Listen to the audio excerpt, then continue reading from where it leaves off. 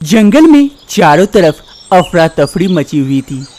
सभी जानवर इधर से उधर भाग रहे थे क्योंकि जंगल में हाथी और चीता की लड़ाई हो रही थी। लड़ाई काफी हद तक बढ़ गई थी, एक दूसरे को मारने पर तुले हुए थे। इधर चीता और हाथी एक दूसरे के साथ लड़ाई कर रहे थे और दूसरी तरफ एक पेड़ के पीछे सभी जानवर छुप छुप कर ये देख रहे थे। बंदर ऊपर पेड़ के ऊपर चढ़ गया था, ऊपर से देख रहा था। लड़ाई थमने का नाम ही नहीं ले रहा था। अरे लोमड़ी भाई, तुम जाकर लड़ाई को रोक क्यों नहीं देते? उसे क्यों नहीं समझाते उन दोनों को? अरे बकरी भाई, मैं अगर समझाने जाऊं तो वो दोनों मुझे ही मार डालेंगे।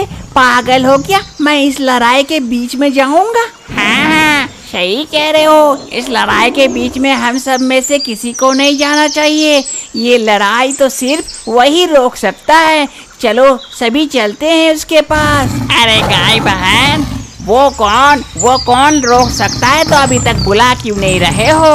अरे चलो जल्दी चलो, वहाँ चलकर बुला के लाते हैं उसे। फिर सभी जानवर गुफा की ओर चल पड़ते हैं उसे बुलाने के लिए जो ये लड़ाई रोक सकता है। सभी जानवर गुफा के अंदर आ जाते हैं। उस बच्चे के पास चीता और हाथी के बच्चे, जिसे देखकर चीता और हाथी का बच्चा लगता है। सभी धोखे में थे, आखिर ये चीता का बच्चा है या हाथी का, क्योंकि इसका शरीर जो है वो चीते का था और सर हाथी का। सभी जानवर उसके पास पहुंचते हैं और उससे कहते हैं, अरे बच्चे, हम तुम्हारे पास एक गुहार लेके आए हैं। तुम्हारी माएं जंगल में लड़ रही है एक दूसरे को मारने के लिए। तुम अगर नहीं जाओगे तो वो लोग नहीं रुकेगी, एक दूसरे को मार डालेंगी। जल्दी से चलो तुम हमारे साथ और उनकी लड़ाई को बंद करो। तुम ही बंद कर सकते हो उसकी लड़ाई। लेकिन गाय मौसी, हम कैसे बंद कर सकते हैं लड़ाई? अरे बच्चे, वो तुम्हारी माएं हैं, वो तुम्हें देखकर लड़ाई अपने आप बंद कर लेगी। तुम सिर्फ हमारे साथ चलो। फिर वो बच्चा मान जाता है इन जानवरों के साथ जाने के लिए। हाथी और चीते की घमासान लड़ाई हो रही थी, तभी उधर से आवाज आती है, माँ की ये आवाज सुनकर हाथी और चीता दोनों लड़ाई बंद कर देते हैं और पीछे घूमकर देखते हैं कि उनका बच्चा वहाँ खड़ा है। अरे मेरा बच्चा आ गया। अरे मेरा बच्चा आ गया, ये मेरा बच्चा है। नहीं, ये मेरा बच्चा है। इसी में चीते और हाथी की बहस हो जाती है और दोनों फिर से लड़ाई करने वाले होते हैं कि फिर से बच्चा कह उठता है, अरे माँ, तुम लोग मत लड़ो, ऐसे क्यों लड़ रहे हो मेरे लिए? अरे बच्चे, तुम मेरा बच्चा है, मेरा लाडला हो। नहीं, मेरा बच्चा हो। चीता और हाथी की लड़ाई तो बंद हो जाती है, लेकिन बहस बंद नहीं होती।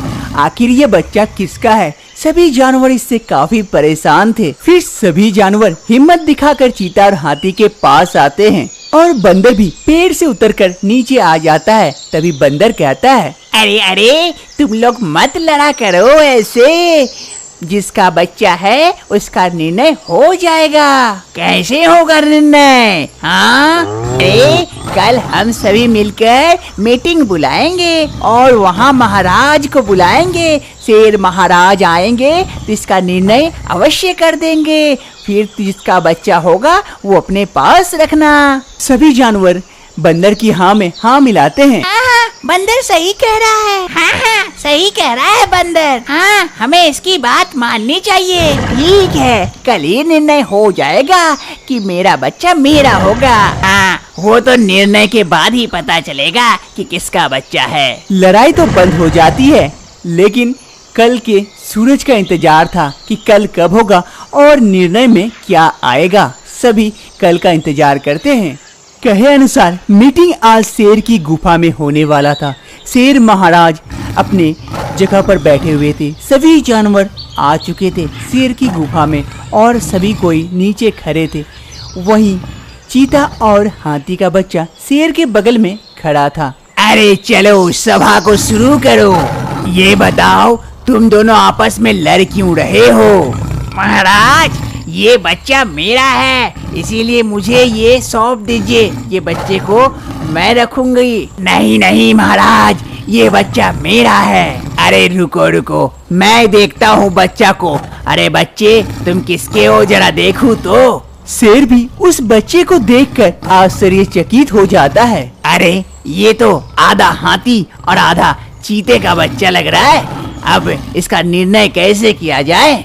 महाराज, ये मेरा बच्चा है, मुझे दे दीजिए। नहीं नहीं महाराज, ये मेरा बच्चा है। अरे ऐसे तो निर्णय नहीं होगा, मेरे पास एक उपाय है, अभी तुम दोनों को बच्चा मिल जाएगा।